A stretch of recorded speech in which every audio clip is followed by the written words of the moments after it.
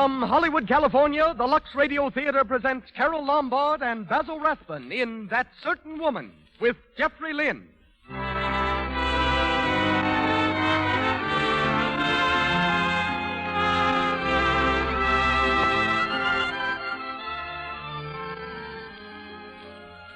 Lux presents Hollywood. Our play tonight is a drama of a girl against circumstance. A girl whose future is ruled by her past, but who finally finds a new tomorrow of hope and happiness. Starred in That Certain Woman, produced with great success on the screen by Warner Brothers, are Carol Lombard, Basil Rathbun, and Jeffrey Lynn. Mr. Edmund Goulding, the distinguished Hollywood director who wrote and directed the screenplay, is our special guest, while Louis Silvers conducts our music. Just a word before turning our program over to Mr. DeMille. May I remind you that a beauty care used for the most famous complexions in the world has to be very special. Well, Lux Toilet Soap is. 9 out of 10 screen stars use this gentle soap because it has active lather. Lather that removes stale cosmetics, dust, and dirt thoroughly from the pores. Try it. See how soft and smooth it leaves your skin. And now, our producer. Ladies and gentlemen, Mr. Cecil B. DeMille.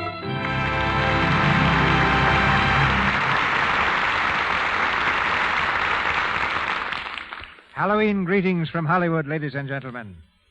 This is a night of masquerade when millions of mummers, young and old, don colorful disguises and startling attire. And Carol Lombard also changes her spots. Theatrically speaking, she puts aside the droll mask of comedy and bows to the public in the cloak of drama. Miss Lombard's decision to forsake slapstick for drama may surprise many of you, for it comes on the heels of lavish displays in the magazines, celebrating her as the reigning queen of sophisticated laughter. But Miss Lombard is as wise as she is witty. With a sharp eye on the future, she's sighted the end of the madcap comedy cycle and has chosen the Lux Radio Theater as the opening scene of a new chapter in her career. With Miss Lombard, it's drama from now on, at least for a while. Not only in radio, for she plays a highly emotional role in her new David O. Selznick film, Made for Each Other, co-starred with James Stewart. But Carol has always shuttled back and forth between comedy and drama with the ease of a truly great artist. Under contract to William Fox when she was 15, she fled weeping with nervousness from the preview of her first picture. Next, she turned up in Mack Sennett's boisterous two-reelers, and then became Paramount's #1 glamour girl, with a cinematic sigh for every custard pie she dodged in the name of Sennett. While her screen parts during the immediate future will be more vitally dramatic, Miss Lombard's interests off the screen remain unchanged. These include tennis, which she plays with a tireless intensity, skeet shooting, and the designing of a new ranch in the San Fernando Valley.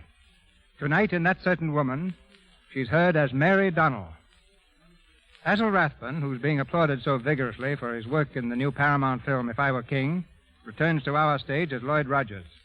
And as Jack Merrick, we feature Jeffrey Lynn, the superb young actor who carries off many of the honors in the recent Warner hit, Four Daughters. And now for the play.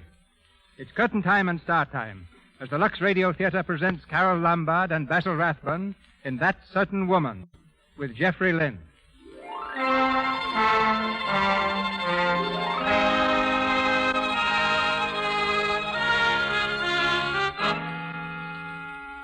New York City, a few years ago, when gang wars made screaming headlines in the daily press.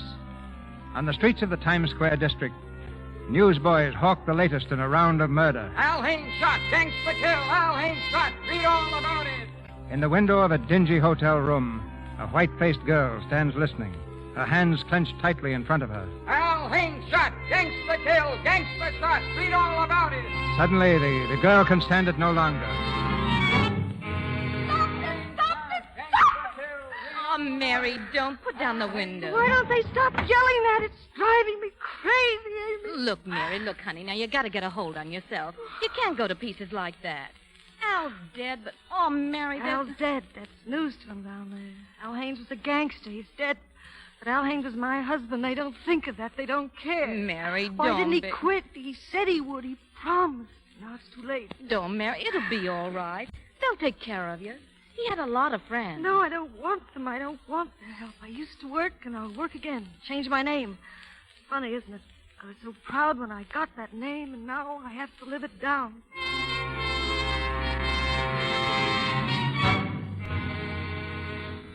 Rogers, Tilden, and Trench, good morning. Mr. Rogers? I'm sorry, Mr. Rogers is busy. Will you wait? Rogers, Tilden, and Trench, good morning. Oh, yes, the bonds. They'll be exchanged according to the trust agreement. That is, if it's satisfactory to you. It is? Fine. Goodbye. Did you get that conversation down, Miss Donald? Yes, sir? All of it? Yes, sir. You're amazing. How long have you been here now? Almost 3 years, Mr. Rogers. Remind me to raise your salary as of the 1st. Thank you. That's the second raise in a month. Oh, it is it? Well, cancel it. Yes, sir. Well, better take that stuff into your office and type it up, Mary. I'll have it for you in 10 minutes. Good. Hello, Mary. They told me this was your office. I've been waiting. What do you want? Don't you remember me, Virgil Whitaker of the Daily Press? I covered the story when Al Haynes was shot. Listen, Whitaker, I have a good job here. Yeah, I know. And I've worked harder than you've ever worked in your life to get where I am now. Nice going, too, Mrs. Haynes. My name is Mary Donald. Now get out, fast. Mind if I smoke? Wouldn't you like to make $1,000, Mary, just for your signature? Now, look at this. It's a Sunday series on the old gang stuff. Where are they now and all that? See, My Life with Al Haynes, signed by his widow. Signed with your name like you wrote it. Only you didn't really, because I did. And I can get you a check today. Now you get out of here this minute. Lay off me. All right. But when this story comes out, don't say I didn't give you a chance You to get out of here. Miss Donald, Yes, Mr. Rogers? can you step into my office a minute? Certainly. Mary, who's that man in your office? Friend of mine. It didn't sound that way. I heard you ordering him out. It's something I can take care of myself, Mr. Rogers. Mary, you've been with me for 3 years. We've never once, I think, stepped out of the roles of employer and secretary. Will you forgive the lapse if I ask you here and now to allow me to be your friend? Thank you. You're so square and kind. Being here with you, it's meant so much. And now I'm making a fool of myself. No, Mary, you're not making a fool of yourself. And I'm not going to try and tell you now what your being here has meant to me. And so, having exchanged compliments, shall we return to that untidy fellow in your office? No, Mr. Rogers, when you engaged me, I said I was married. That's all right. You were a widow. You knew that I was Mrs. Al Haynes? Of course I knew. When you were out there at that desk, licking stamps, when you were going to night school, making your own dresses. You know, Mary, there are only 2 kinds of people in this world. Yes, sir? Us and all the others. By us, I mean we fighters. And now, Mary, who is that lad out there in your office, and what does he want? Oh, it's a relief to tell someone. It's about a series of articles in the papers called Gangsters and Their Morals. Where are they now? He writes them. He's written one about me. I only want to go on and make a life for myself. If everyone knows about it, I can. Right. The whole series ought to be stopped. How? We'll just have to convince that reporter fellow that it's a bad, cheap idea, bad for the whole community. I'll see him now. What did you say his name was? Whitaker. Virgil Whitaker. Virgil, eh? He doesn't sound so tough. Hello? Hello, Roger speaking. Where's for him? Say, who's this? Jack Merrick. How are you, Lloydie? Jack! When did you get back from Europe? This morning, I think. I'm still a little hazy. You sound it. What about lunch? Unfortunately, I'm having lunch with my father. Storm clouds are brewing again. Oh-ho. Trouble in Paris? Nope. Monte Carlo. 500,000 francs. Yippee! Say, I don't want to speak to you anyway. Where's that gorgeous secretary of yours? I didn't know you. Just a minute, Jack. This is for you, Mary. Jack Merrick. Merrick? Hello? Hello, beautiful. I just got back. We're having dinner at 7. Are we? Ambassador Roof. Still love me? Not yet. Good. Don't be late now. But, Jack, I cannot. Bye. Crazy fool. I didn't know you knew Jack Merrick. Oh, yes, he spoke to me here one day a long time ago. Uh-huh. You like him? I don't know. Yes, I guess I do. You can't help liking Jack.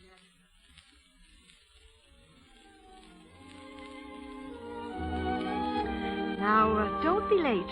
Ambassador Roof at 7. What time is it now, Mr. Merrick? Oh, now stop. I couldn't help it, Mary. I'm sorry I kept you waiting, but... Ah, kiss me, beautiful. Jack, don't! Madman. You're prettier than ever, Mary. I feel better the minute I see you. You know, I can hardly wait. I waited. Oh, well, I had to have a long talk with Dad. You know, my first day back and all. I know, Jack. Order your dinner. Oh, I dined with Dad. Oh, did you? How nice. Nice. I was dying. You don't know my dad. I can picture him. It's always been the same, ever since I was a kid. I'd say to myself, I'll just go in and tell him straight. And I go in, all set to tell him that I'm free, white, and 21, and I'm going to run my own life. And he'd just look at me, and through me, and my throat would You tighten up. told me all this before, Jack. Let's go, shall we? Where? Anywhere out of here. You make me nervous.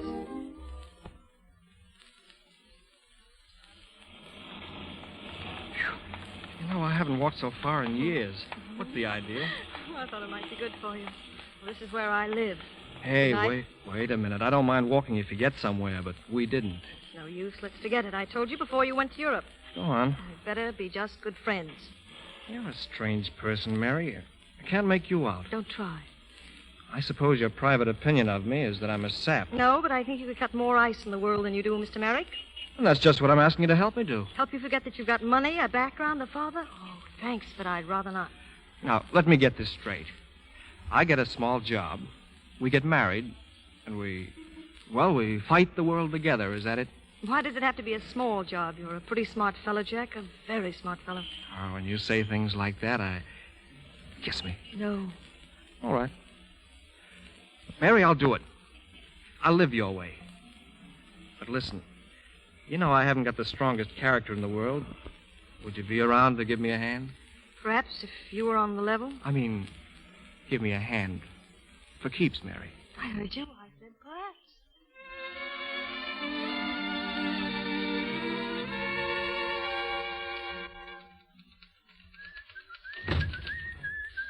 Good morning, Miss Donald. You mean good afternoon, don't you? What? Is it past noon? 1:15 to be exact. You were out late that night. I was. Were you? I was. I was with Jack Merrick. So was I. What? After you were. He came back to the club. Oh. Mary, you and I took a little excursion into your personal life yesterday, didn't we? Yes, and you were very kind. Well, that man Whittaker just phoned, by the way. He sounded quite human and very grateful to you for getting the new series of articles on businessmen. I'm grateful, too. Good. Look, Mary, if you don't want to answer this, just say so. Do you care enough for Jack Merrick to marry him? Yes, I do. Last night, Mary, or rather, early this morning, I told young Merrick all that I knew about you. You told him? I dared to take your life for a moment into my own hands. Why? I felt that, well, Mary, you see, you'd have to tell him someday. What did he say? He can't wait to marry you. He told me your idea about his getting a job, and I told him, Mary, that I thought you ought to get married today. Today? And why not? I've said yes for you, but he wants you to call him and confirm it. Oh, but isn't it too much to ask him to give up? What? Oh, all his home and all that money. Money? Huh. I have money, Mary. Loads of it. And I'm one of the unhappiest men in the world. Are you? Oh, you know I am. And my wife has money, loads of it. But that doesn't make her happy either. However, I'm very happy at this moment. Happy for you, Mary. You know, Mary, life is really like a green horse. You pick up the reins, manage it, master it, make it jump, make it dance. Or maybe it's more like a circus, clowns and monkeys and those poor elephants that never forget and never know their own strength. Yes, and the people who swing from those strangest things up on the ceiling. Yes, but your hands are strong, Mary. You won't fall. Neither will Jack. Go ahead. You're the Flying Merricks, and God bless you. Call Jack at the club. Run away together. Elope. Oh, go on, Mary. He's waiting for you.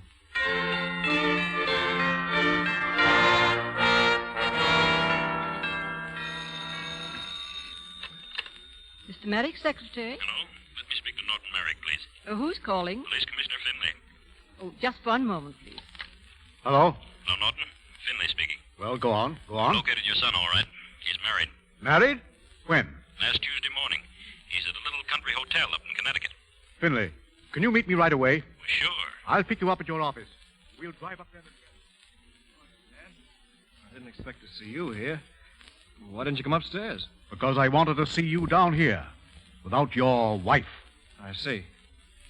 How are you, Commissioner? How are you? Did you come up here to congratulate me, too? We can do without that. Did you have to marry her?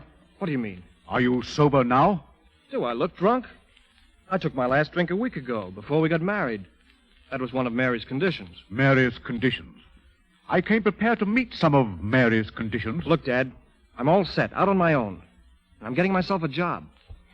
outside of being good friends, I don't need you, Dad. If you know what I mean. That's another of Mary's conditions. Jack? Oh, Mary, come in here. Well, the bellboy said you'd gone downstairs and... Oh, Mary, this is my father. Dad, this is Mary. how do you do, Mr. Merrick? Mary, I've told Dad our plan, and naturally he's a little surprised. Surprised? Do you realize what you've married, son? Or did she get you before you could find out? Now, wait a minute, Mr. Merrick. We've known each other for 2 years. Well, you might have studied me a little more closely in those 2 years. I'd have settled for more than you can possibly get now, Mrs. Haynes. Now, listen, Dad. We don't want anything from you, Mr. Merrick. You don't, hmm? No. What are we waiting for, Jack? Let's go back. Wait just a moment. We're going to be married a long time, and maybe Dad... I mean, if he has anything to say, now's the time to say it. If Dad wants to put his blessing or even his okay on it. Go on, Jack. You're doing great. Well, I don't see why we can't show him how we think. The only thing you can show me is an annulment. An annulment? Jack, do you know anything about this person you've married? He knows all about me, Mr. Merrick. Does he know that you have a police record? A record? Well, that's a lie. Tell him, Mary. It's a little distorted. A commissioner will tell you how distorted it is. Well, Commissioner? Well, it's not exactly a record, Mr. Merrick. She was picked up for questioning. Something about her husband. But her name is on the books, isn't it? Yes, it is. But this has very little to do with my marrying your son, Mr. Merrick. I don't quite see that. You'll forgive me, I'm sure. But he is my son. It's his life. My life. I know it's his life. That's one of the reasons I married him. I felt that if someone were behind him to lend him a hand, he might become something more worthwhile. You were behind that other man you married, weren't you? That thug, that murderer. I was just a kid then. I didn't... Oh, I'm not going to apologize. Jack, I'm leaving here now. Please come with me, if it's only for the sake of the few days we've been married. Yes, but Mary, can't we... Maybe we can straighten this out. I don't think so. Are you coming? Oh, but Mary, don't you understand? I only thought that this may be our last Jack, chance. Please, only because I do love you. I know, Mary, but you see, all my life, Dad has kind of hoped that... Oh, I can't explain it. Darling, don't try to explain it. I'm going up and pack now. You'd better stay here. Your father must have a lot to say to you about the annulment. Goodbye.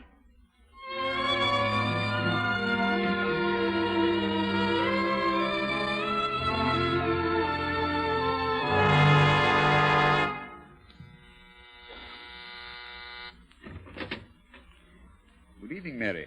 Mr. Rogers, what brings you here? Bad news, I'm afraid. May I come in? Of course. Sit down, Mr. Rogers. I feel very important entertaining my former employer. It's about Jack, isn't it? Yes. The annulment's gone through, Mary. I heard this afternoon. His father did a good job, evidently. Oh, I'm so sorry, Mary. I feel responsible for this. I sort of pushed you into it. It's not your fault or Jack's either. He always warned me he had a weak character. Wouldn't it be too awful if his child takes after him? Mary. I hope it doesn't. I really hope it doesn't, because... Mary, look at me. When did you know this? What difference does it make? A lot. We could have fought the annulment. No court in the world would annul a marriage. And they'd make him come back to me, wouldn't they? He probably would come, too, out of pity. Well, I don't want that. Someday he may come by himself. I'll wait for that day. You're not going to tell him? No. Oh, it isn't fair, Mary. I think Jack loves you in his own way. It's not fair to him or to you or to the baby. I'll take care of him if it is a him. He's going to be strong, and no matter what happens, he's going to stand on his own 2 feet. And he's going to learn to be one of us, fighters.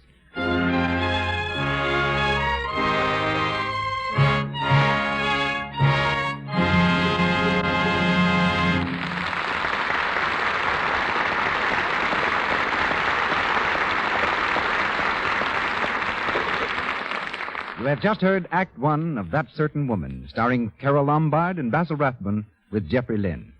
Now, before our actors come back in Act Two, we have a little game for you during our few moments of intermission. It's making sentences out of words, to test imagination and quickness. For example, a little girl was asked to use Delaware in a sentence, and she answered, "What will Delaware to the party?" It's not only cute, but to do it fast, you really have to be quick on your feet. Standing right beside me is Miss Jones, who is said to be very smart at these things. She's pretty, too. Miss Jones, I have a little list of words here. You think you can put them into sentences? Well, I'll be glad to try, Mr. Ruick. All right, here goes. The first word is mention. M-E-N-T-I-O-N. Mention.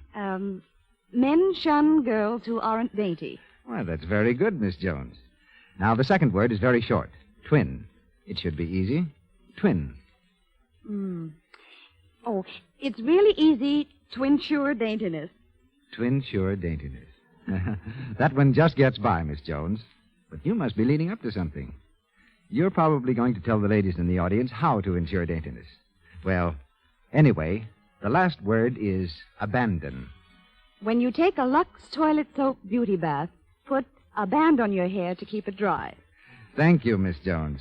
Just as I suspected, this smart young lady was leading up to the fact that Lux toilet soap makes a luxurious beauty bath, a delightful way to ensure daintiness.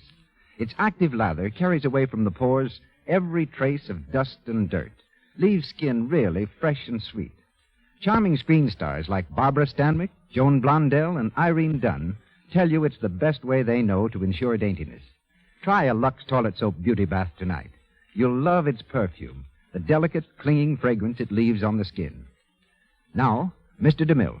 We continue with That Certain Woman, starring Carol Lombard and Basil Rathbone with Jeffrey Lynn.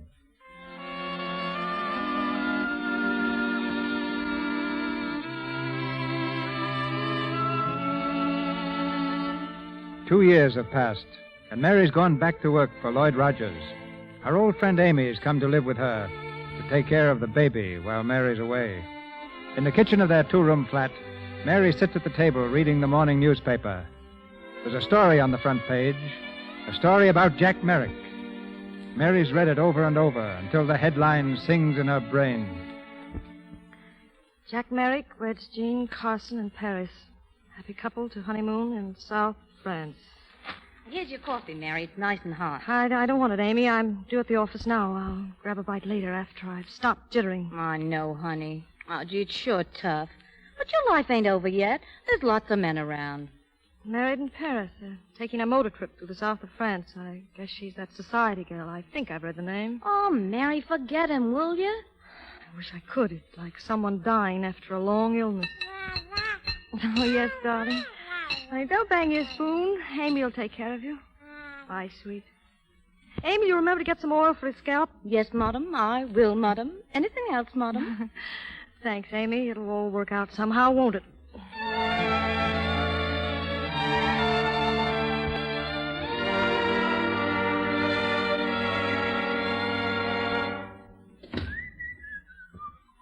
Morning, Mary. Morning, Mr. Rogers.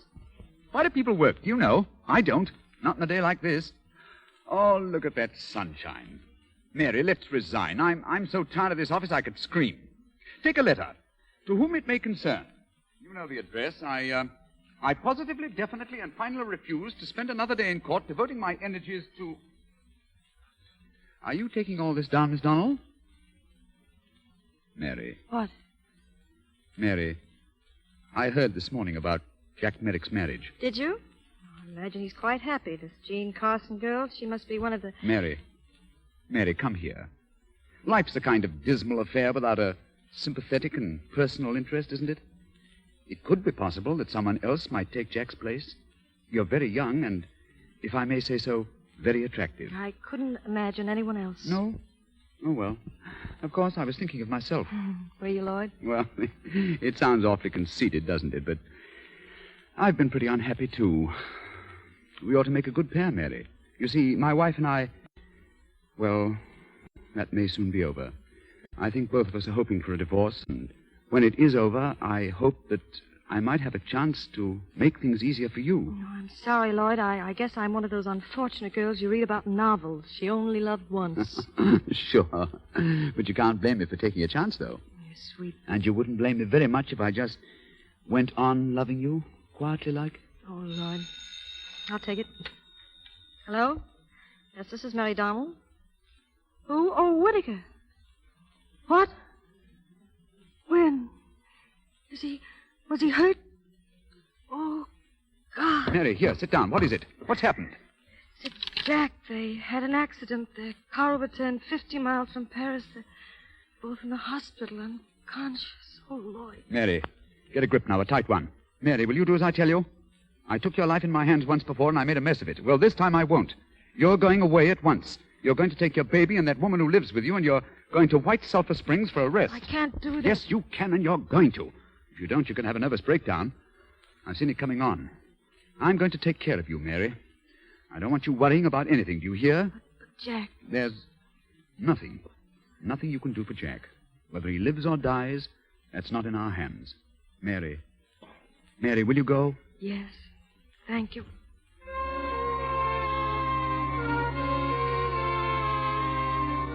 Then she's all right? Did Dr. Hartman come up there? I see. I'll call again tomorrow, Amy. And you better tell her about Jack. They say he'll live. That might cheer her up. All right. Goodbye, Amy. Take care of her. Then there's the matter of this consolidated case, Lloyd. It comes up Tuesday. Is this the brief you drew up? Lloyd! Oh, the consolidated case. What's the matter, Lloyd? Matter? Yes. Is the practice of law beginning to bore you? Mm-hmm. A little. Maybe we better dissolve our partnership. If you want to, Tilden. Lloyd, what's wrong? What's on your mind? You haven't been yourself for weeks. Oh, it was two other fellows. What? Never mind. Pretend I didn't say it. I think I'm a little tired, Tilden. Will you do me a favor? Go along and see Dr. Hartman. If there's anything wrong with you, he'll fix it. Get right down to the root of the trouble, eh? All right.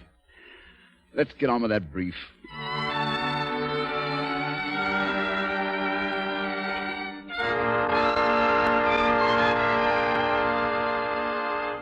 Is that all, Doctor? Yes, you can dress now, Rogers. That's all. Well, what's the verdict? Do I live? Yes, you'll live. Fine. Just how long you'll live will depend entirely upon yourself. Oh, there's a catch, is there? Your heart's not too good, but that isn't what has me worried. What's the matter with me, Doctor? Frankly, I don't know. There's no medical term to express it. You're just burning yourself up, Rogers, faster than any doctor can heal you. Maybe you know what's wrong. Maybe. When brilliant fellows like you lose their grip, they go pretty fast. You'll have to rest. Learn to relax. Thanks. How long would you say I had? No one could tell you that. Perhaps 5 years? Oh, all right, Doctor. I'll count on 3.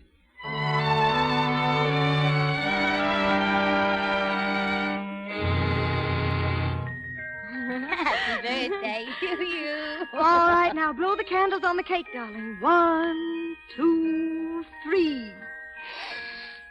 One's still lit, Mummy. Come on, blow. Oh, gee, birthdays are wonderful, ain't they? I mean, up to 4 years old. When they get around 40, well, they're not so hard. I'll answer. Don't let him eat too much cake. Good evening. Oh, hello, Mr. Tilden. Come in. I'm sorry to disturb you. Is Mr. Rogers here? Mr. Rogers? Why, of course not. What's wrong? Mr. Rogers had a bad spell at the office after you left today. We took him home. He was delirious. Oh, no. The nurse left him for a moment this evening, and now he's disappeared. I thought he might be here. But why? Because he talked of you constantly. Mrs. Rogers asked me to come here.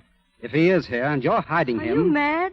You'll be in a rather bad spot, Miss Donald. What are you talking about? I think you know. You must realize that you and your child have become an obsession with him. Will you please go? If he does come here, I'll telephone you. Good night. Mary, Amy, Mary. did you hear that? Yeah, why didn't you slap him one? I don't understand it. Lloyd, he talked about me. Is he in love with you, Mary? Yes, he said he was once. I didn't take it too seriously, but he never mentioned it again. I thought he was just trying to be kind. Oh, poor Mr. Rogers. I guess that's why he's done so much for us. Well, for you. Yes, for me.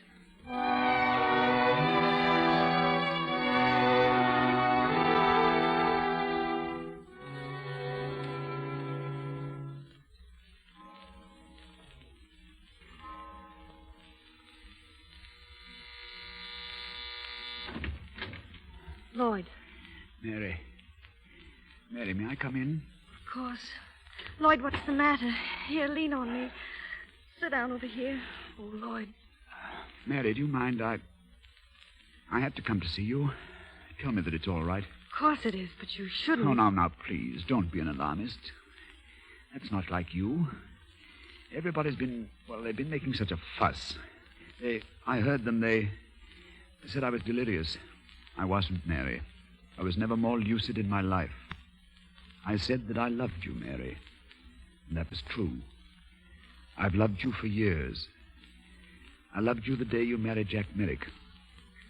I told you that once, remember? Yes, Lloyd. That's why I came here now. Oh, I'm sick, Mary. I can't be with people I don't care about. You can understand that, can't you, Mary? Yes, Lloyd, I can understand. Just let me stay quietly, just for a little while. I'm all right. Really, I am. You can stay as long as you want. Thanks. I've tried to help you, Mary, and now you're helping me. Mary, you'll have nothing to worry about anymore. She has all she wants, her own money. I can do what I want with mine. Lloyd, what are you saying? I made a will, Mary. It's all yours. Oh, you shouldn't have. Please, I wanted to. Tell me that it's all right. Oh.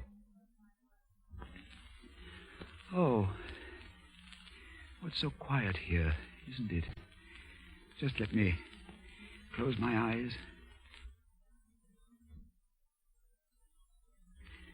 Just for a few minutes. Mary. Lloyd, listen. Lloyd. Amy!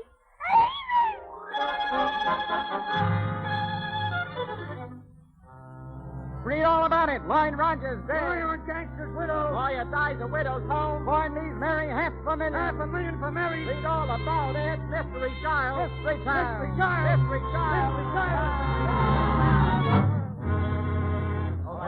Look out that camera, boy. Step on it, will you? Hold that kid high up there. I gotta have a picture of that kid. Look out. Come on there, smile, sonny boy. That kid's smart. Come on, snap it up. He'll be bowling in a minute. Let him cry. Mystery baby cries for daddy. Great. Cut it out. What's the matter, Whitaker? Get out of here. Go on. Hey, listen, Whitaker, who do you think you are? Do I have to show you? All right, then. I'll get out. All of you. Mary, honest. They locked me in the kitchen, and then they took all those pictures. It's all right. Thanks, Whitaker. Here, Jackie boy. Don't cry, darling. I'm sorry about this, Mary. So unfair to Jackie. I'll see what I can do about it, but I'm not hoping for much. Thanks, anyway. I'll call you later. Oh, Mary, I'm awful sorry. I couldn't help it. Never mind. It doesn't matter. We're going away now. Well, where? Anywhere. Well, what about the papers? They're saying that Mr. Rogers... You can't stop people from saying anything. There's someone out in the hall now. Take care of them. Get Jackie dressed. Okay. What do you want out here? Hello, Mary. Jack.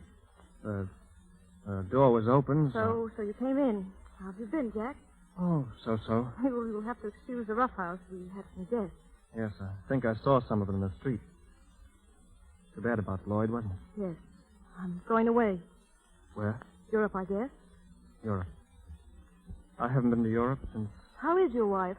Fine, considering. She'll never get out of her wheelchair. Yes, I heard that. I heard, too, Jack, that you've been splendid. Oh, well, I was responsible. I was driving the car. Mary, I've often thought about telling you how it happened. I was trying to forget about you over there in Paris. And Jean came over. I'd known her since we were at school. She stuck around, and one day we married. Yes? Then the accident, the smash. What a nightmare that was. Then when I was convalescing, they showed me poor little Jean, all battered up. Mary, she's got something. She's the bravest woman. She is, really. She must be. I remembered things you'd said about running out and fighting. And you know, Mary, I've been working ever since, all the time. I'm very proud of you, Jack. Mommy has dressed me. Mommy. Just a moment, dear. Is that your boy? Yes, he's just 4 now. Would you like to see him? Why, yeah, sure. Come in here. Mommy, you dressed me. Yes, darling. All right, Amy, I'll finish up. Okay.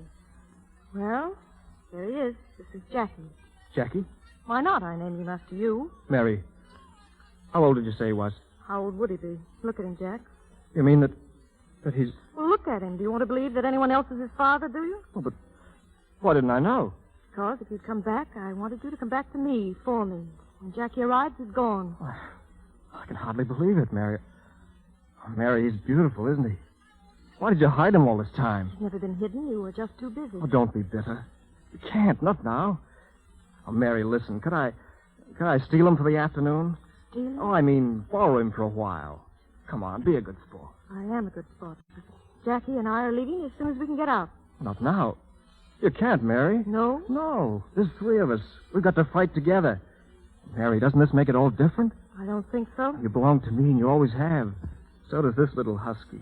Definitely. Notice how much he looks like you? Sure, anyone can see it. So one of the newspapers didn't. Well, why should they? When your father annulled our marriage, he hushed it up and made one swell job of keeping it quiet. Was it for me to talk? No, but now I'm going to do some talking. Wait, Jack. We both owe a duty to this boy right now. You can. Oh, yes, I can. I'm going to talk plenty. I'm going down and see every newspaper editor in the city. We'll be back later, Mary. We've got a lot to talk about. Have we? Bye for a while. So long there, Husky. Well, Mary, now what? The same thing, Amy. Start packing. We're on our way. We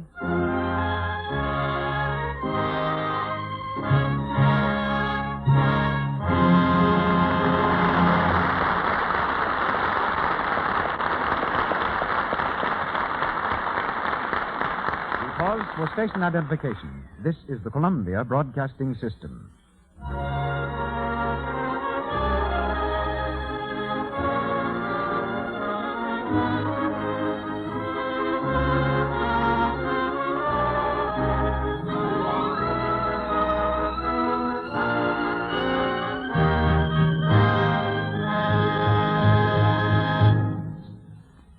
We have just heard Act Two of That Certain Woman, starring Carol Lombard, Basil Rathbun, and Jeffrey Lynn.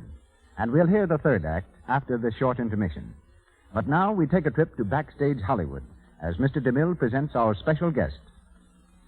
It's not difficult to locate Edmund Goulding on a Hollywood soundstage.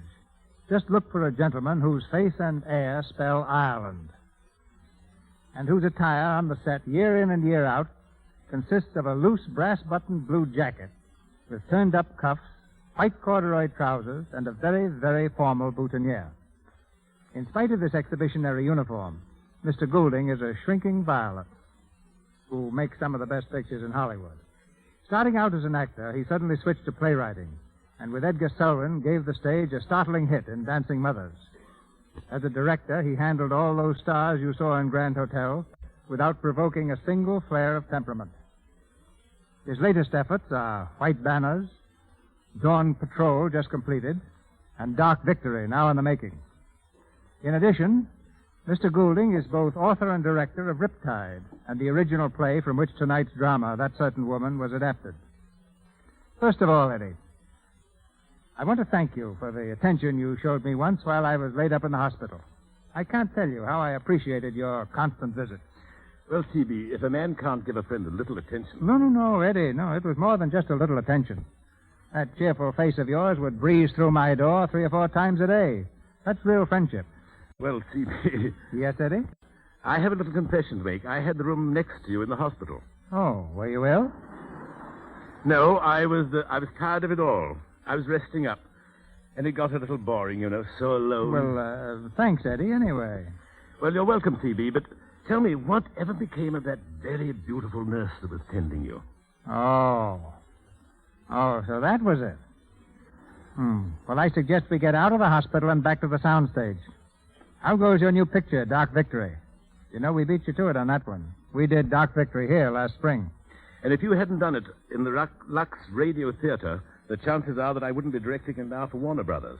I don't quite follow you. Well, most of the studios knew the story of Dark Victory, but for some reason or other, they shied away from it.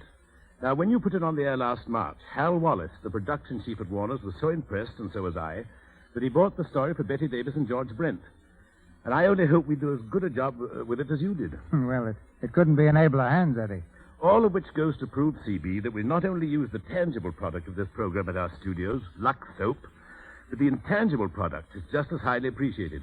Your beautifully done plays. And that double-barrel salute is appreciated. Now may we gossip about That Certain Woman? Well, I wrote That Certain Woman under the title of The Trespasser, one of the very first sound pictures for Miss Gloria Swanson. It did very well. Yes, it did, and I rewrote it for Miss Betty Davis, and we changed the title to That Certain Woman. They tell me you created that well-known song which was heard for the first time in The Trespasser. Love, Your Magic Spell is Everywhere. I'm guilty, sir. And it sold about 1 million copies. I'm doubly guilty, sir. Well, I knew you before that, but I never knew you were a musician. You didn't know I was a choir boy, Mr. DeMille, with honest blue eyes and a cherubic face? You probably used Lux. But, go on about that song. Well, it happened like this. We needed music desperately in the early days of sound pictures to help take the place of the old-fashioned screen titles.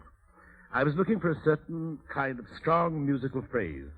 So to every wandering musician I met on this lot, I'd say, here, come here. This is what I want for the trespasser.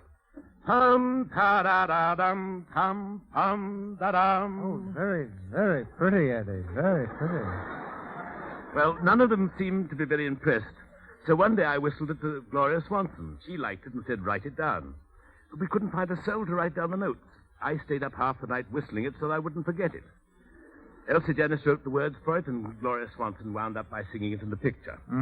You whistle to Miss Swanson and automatically become a great composer.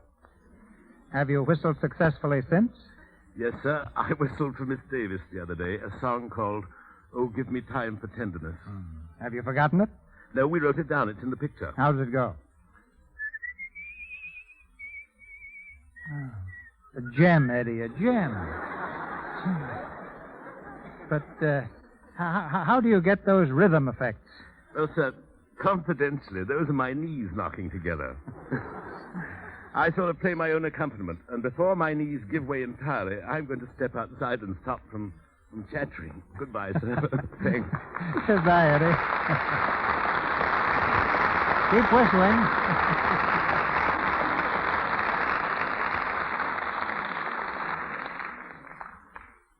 That Certain Woman, starring Carol Lombard and Basil Rathbone with Jeffrey Lynn.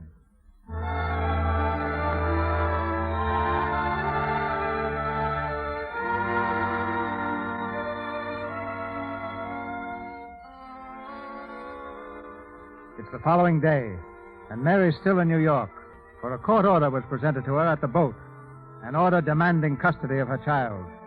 In fury, she's gone to the Merrick home, and now faces old Mr. Merrick across his library desk. Mary's desperate, the old gentleman composed. Please calm yourself, young woman, and listen to me. No, Mr. Merrick, you're going to listen to me. I've taken all that I'm going to from you and everyone else. Now Mrs. Al Haynes is beginning to be herself. I never knew anyone could be so completely heartless. You and your bailiff order.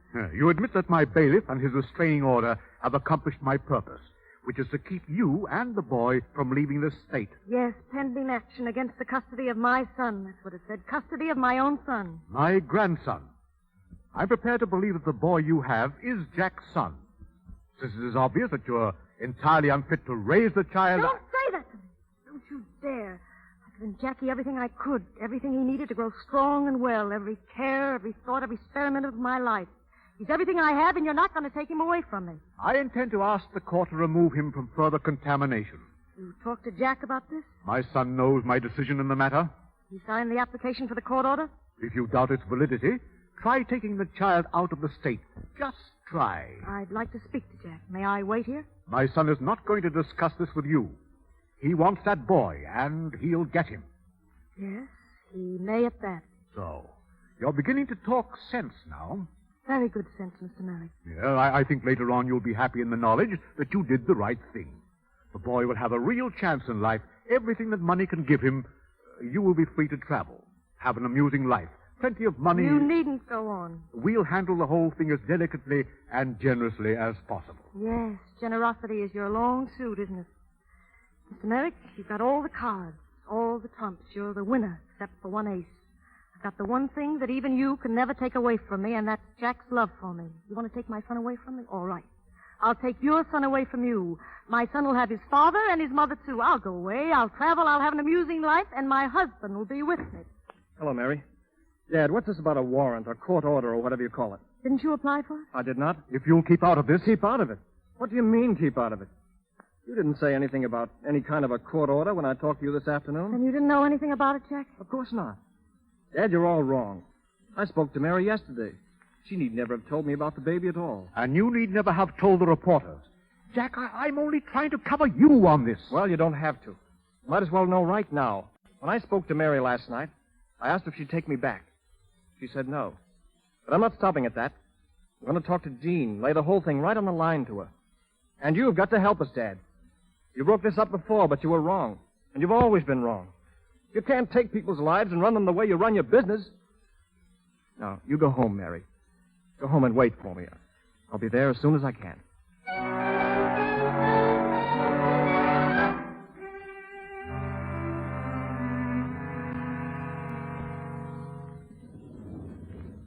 Going up, Miss Donald? Please. Yes, a lady been waiting for you in the apartment, Miss Donald. A lady? Yes, and she said she was a friend of yours. I let her in. Wheeled her in. Oh, thank you. Yes, and I knew you wouldn't want her to wait outside. Good afternoon. You're Mrs. Merrick, Jack's wife. And you are Mary Merrick. Two Mrs. Merricks meeting for the first time. Why, I hope you don't mind my waiting here. Oh, I'm glad you did. Looks like moving day. Yes, it is. We're on our way to Europe. I was very fortunate to catch you before you left. Do you mind if I light another cigarette? Oh, perhaps you'll have one. No, thanks. Jack told me about finding you yesterday. You and the boy, too. It knocked him off his feet. Yes? I believe he's going to tap it out with his father now. Yes. They wouldn't tell me a thing, but I have a pretty fair idea. You see, I've loved Jack ever since I was a child. Have you? Mm-hmm. I've always been teased about it. And I didn't know about you and Jack until after we were married. I've always wanted to meet you. To thank you. For what? You've played a great part in the molding of Jack's character. No, not really. really. Oh, yes, you have, really. You've been gentle and loving and so patient. You realize what it means for a young, healthy man. Mrs. Merrick, why have you come here? To ask you to take Jack. To ask me? You must. Why must I? Because he's deeply in love with you. And you love him? Of course. Loving him, you could come and ask me to take him. You could give him up to me. What right have I to hang on to him? Just because I love him. I'm only half a wife. Oh, but isn't love bigger than just... It's not bigger than our sons. A man needs a son, and sons need fathers. That's why you've got to take Jack. You've just got to. For the boy. Doesn't it hurt you to say this? Of course it hurts. Nothing fine comes without its pain. You found that out when your baby came, didn't you? Yes, I did. Is that his picture there on the table? May I see it? Of course you may. Oh, he's lovely, isn't he? Would you excuse me for a moment? There's someone at the door. Don't mind me. Please. Come in, Jack. Well, Mary, all set? I've just left Dad.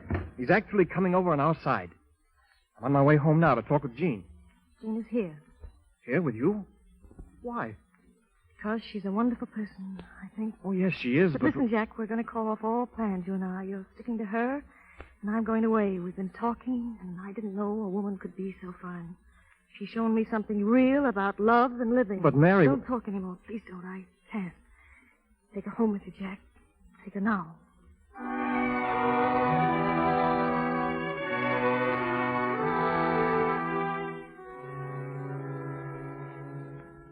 Oh, here he is, Mary. He's all dressed. Are you going out, Mommy? Yes, darling, you are. Mommy's going to stay here. Here, let me do that button. There we are. Oh, Mary, you can't do this. Shut up. You know where to take him, don't you? Mrs. Jack Merrick, 18111. I know where it is. And I still say you're crazy. You don't know what you're doing. I think I do, Amy. I hope I do. Go on now, please. All right. What about when nighttime comes and he starts wanting you? He always does. That's your job, Amy, and you will do it for me. Just make him believe that I never was. It's just as well. I'm bad luck to men. You're a little man, aren't you, Jackie? Aren't you? I'm getting big. Yes, darling. Yes, my sweet. Take him, Amy. Bye. No, come back, Jackie. Here, you know, Mother likes your collar outside your coat. That's better. Go along now, darling. That's all. Goodbye. Goodbye, Mommy.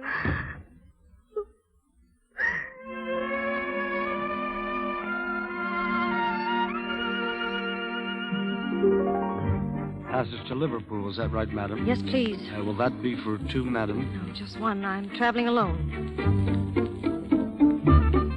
Hello? Can't hear you. Sailed for where? Well, trace her. Put detectives on her. Find out where she is. Never mind the cost. I'll take it. A single sweetness? For how long? I don't know. Make it by the day.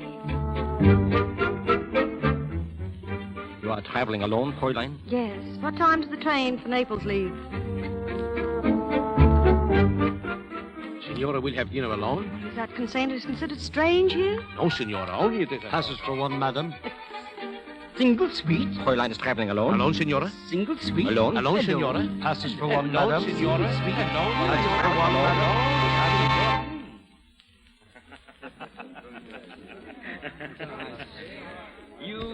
You wish a table, monsieur?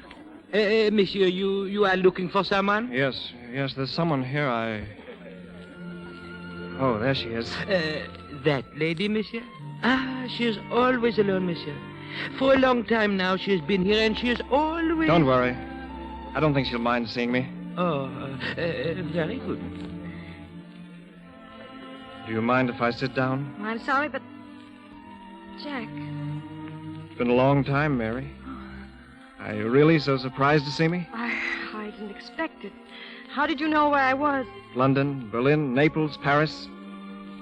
I've always known where you were, Mary. Have you?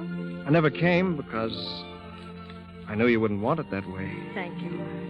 I thought it would be best. It has been the best. Not for you. Oh, I've been busy. You know, traveling, it's like a drug sometimes. You get so used to it. Mary, aren't you going to ask Ask what? about Jackie? Of course. How is he? He's beautiful, Mary. He's a wonderful kid. He gets to look more like you every day. Does he? Is he still the great big sailor, you know, those suits? Sure. You ought to see him ride his bicycle. When he throws a curve that's really got a brake on it. Oh, Mary, wouldn't you like to see him again? How is Jean? Jean? You mean you didn't know? Jean died, Mary. Last winter. Died? Oh, she was such a wonderful person. Yes, she was. She thought you were pretty wonderful, too. So do I, Mary. Oh, please. Mary, look at me. You know why I'm here, don't you?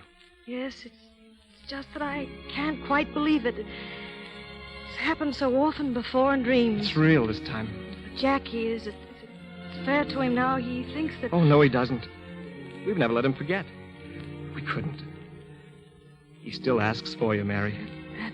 At nighttime? Every night of his life. Oh, Jack, how many nights will it be before we're home?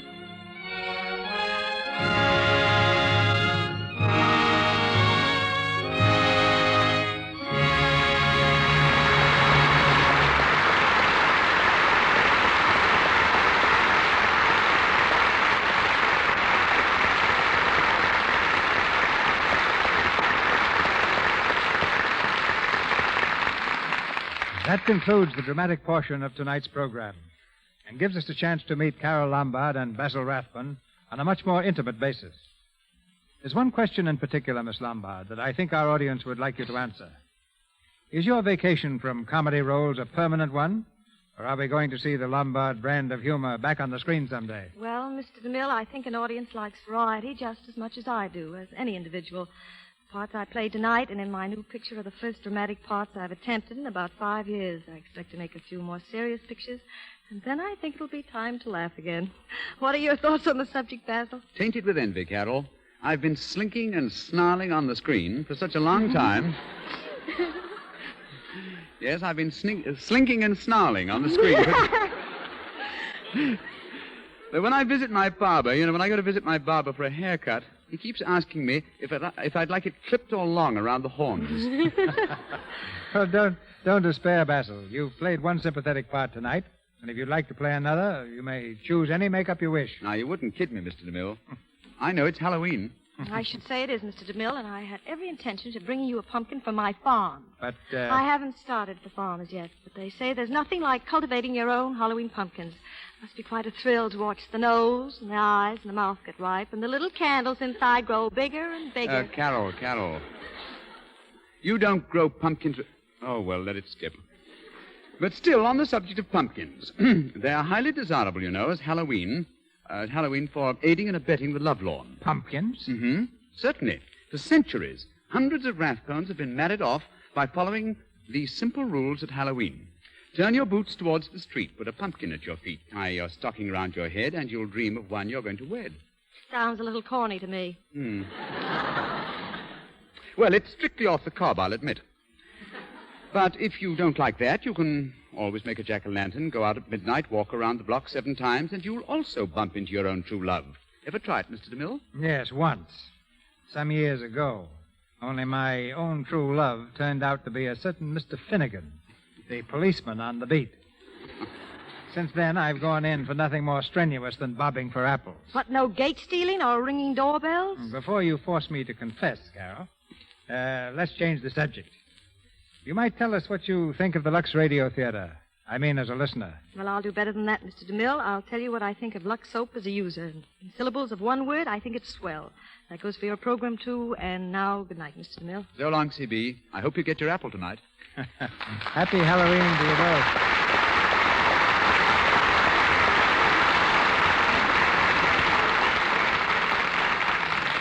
Two brilliant stars and a grand play await you here next Monday night. Mr. DeMille tells you more about our bill in just a moment. Heard in our cast tonight were Montague Shaw as Norton Merrick, Elizabeth Wilbur as Amy, Lurene Tuttle as Jean, George Pembroke as Tilden, Galen Galt as Dr. Hartman, Bobby Larson as Jackie, Frank Nelson as Virgil Whitaker, Louis Merrill as Commissioner Findlay, Mary Lansing as telephone operator, Sada Cowan as secretary, James Eagles and Ross Forrester as newsboys, and Edward Marr, James Robbins, and David Kerman as reporters. Jeffrey Lynn stars soon again with Priscilla Lane in the Warner film Yes, My Darling Daughter. Louis Silvers appeared through courtesy of 20th Century Fox Studio, where he directed music for Suez.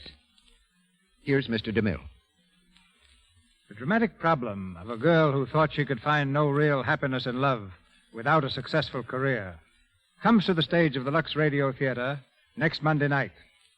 This situation, which touches the lives of millions, becomes more vital than ever in Ursula Parrott's brilliant story, Next Time We Love. And starring in this romance of an actress and a newspaper reporter are two reigning favorites of the screen, the lovely Margaret Sullivan and the hero of my next picture, Joel McCrea.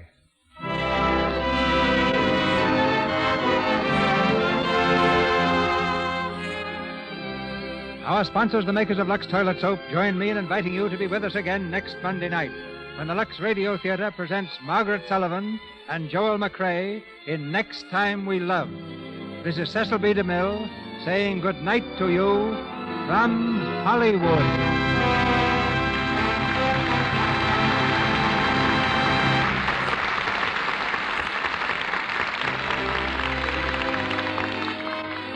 Those of you listening in tonight who have young daughters probably know that this week we're commemorating an important birthday. The birthday of Juliette Lowe, founder of the Girl Scout movement in the United States. This, ladies and gentlemen, is Girl Scout Week, and we know you will want to join with us in congratulating this lively, growing organization. If you haven't a Girl Scout in your home, there's one in your neighborhood. She needs your interest in her. Make friends with a Girl Scout this week. Heard on tonight's program was I've Got a Date with a Dream from My Lucky Star. This program, ladies and gentlemen, came to you with the good wishes of the makers of Lux Toilet Soap, the complexion care preferred by 9 out of 10 lovely screen stars. Join us again 1 week from tonight. Be part of the vast audience that gathers each Monday night in this country and in Canada to hear Hollywood's celebrated stars in the best plays of stage and screen, produced by Cecil B. DeMille with music under the direction of Louis Silvers. Until next week, this is your announcer, Melville Ruick, bidding you all good night. This is the Columbia Broadcasting System.